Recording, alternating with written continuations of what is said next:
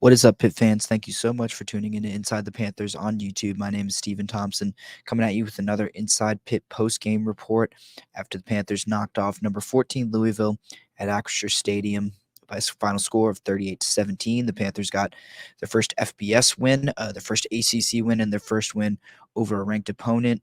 All in one fell swoop. The Panthers have beat a top 25 team in each of the 8 years, in 8 of the 9 years that Pat Narduzzi has been head coach of this program. What a night at Extra Stadium. This week felt like a million years, from the quarterback change to the blue vase and then to the game itself. It was a really remarkable night out here on the North Shore. So let's dive right into it. We'll start with Christian Veilleux, who was extremely impressive in his first start at quarterback for the Panthers. He completed 12 of 26 passes for 200 yards, a pair of touchdowns, and no picks. That last part is probably the biggest thing for me. He had 3 turnovers when he faced North Carolina in that second half, and he had 0 for an entire game against a team that thrives off creating chaos for opposing quarterbacks. He was calm, he was collected, he was smart, he was accurate, he was mobile. I think, there was one play, I believe it was in the first half, where he avoided some pressure, stepped up in the pocket, and delivered a nice ball to Gavin Bartholomew, and that was the kind of mobility to get to a throw that I don't think we saw from Phil Jerkovic. And then, the rest of the game, he just showed great command of the offense. Um, he played with a confidence and a swagger that was visible from the press box, and his teammates could feel it as well. So against a team like the Cardinals, who really hangs their hat on creating chaos, like I said, for opposing quarterbacks, they get after you with tons of pressure. They get a ton of interceptions off of that, but Veilleux did not look phased by it at all. Pitt needed a spark, and he certainly delivered. You can't talk about, though, what he was able to do and what the offense was able to do as a whole without talking about the offensive line, the pass catchers, who I think really took some big steps forward as well. You saw big improvements up front, the offensive line. I think, talked about that. I think continuity was a big factor in that, getting this offensive line their third game together, their fourth week of practice together. That seems to have really worked out and made a big impact for them. BJ Williams was really good.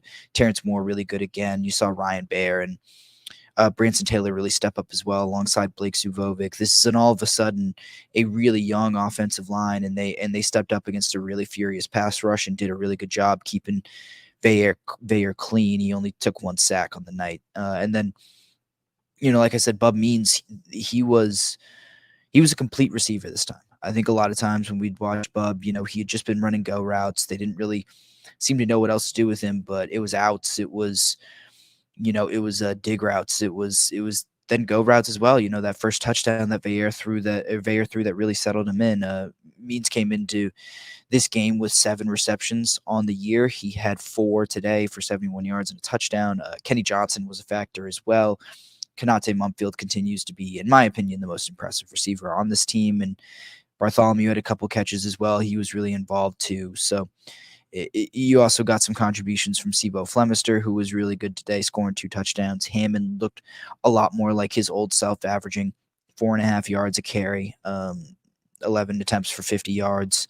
It was really good, really nice balanced effort from this offense, but they were put in a lot of good situations by the defense, and we'll talk about them next. Let me just read you off Louisville's second half, drive chart, how their drives ended.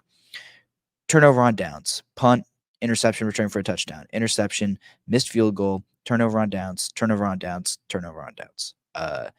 You can point to a lot of reasons why they were so good. I mean, they clearly looked flustered. This was a veteran team that Pitt really got after. I thought MJ Devonshire looked like a bona fide number 1 corner against the best wideout he's faced all season in Jamari Thrash, but he played his best game against him. 6 tackles, 5 pass breakups, which is incredible. They kept testing him, and he kept standing up tall. And then obviously that 86-yard interception return for a touchdown, that was huge as well, obviously.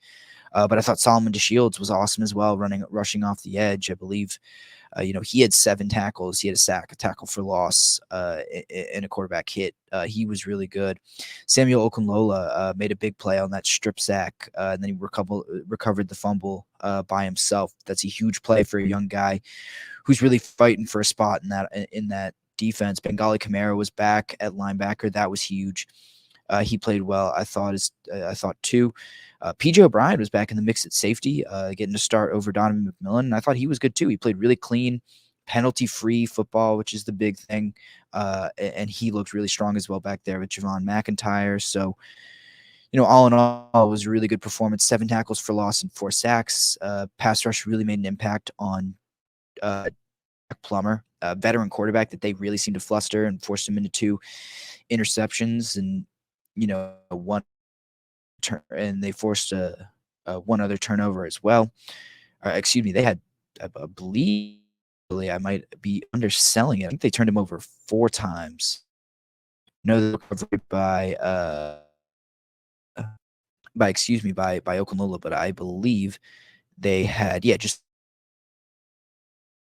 I still think tackling is an issue for this team. It was times backs were slipping through arm tackles, and Pitt was letting what should have been, tackles for loss or short gains turn into much larger gains. So that's something to look at going forward. It's something they'll still need to improve, but they got the job done tonight, and they created enough havoc to force a bunch of turnovers, and they look a lot more like the Narduzzi defenses that we've become accustomed to watching. Now, looking ahead, I mean, your outlook on the season, I think, has to change.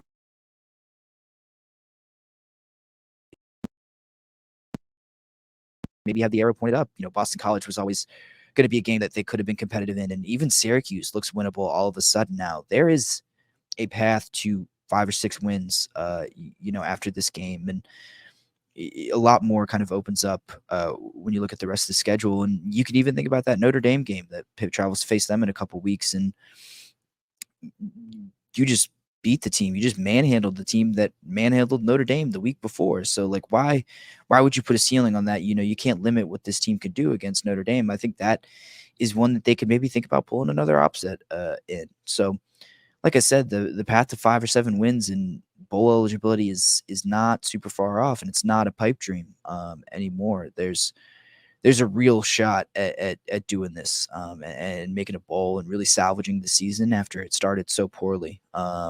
Pulling off one of those vintage Narduzzi turnarounds that he's become accustomed to. And I've become a victim of the moment plenty of times already this season. Thinking about what Phil Jurkovec could have been after that Wofford game, and maybe spiraling a little bit after that Virginia Tech loss when things looked real bad.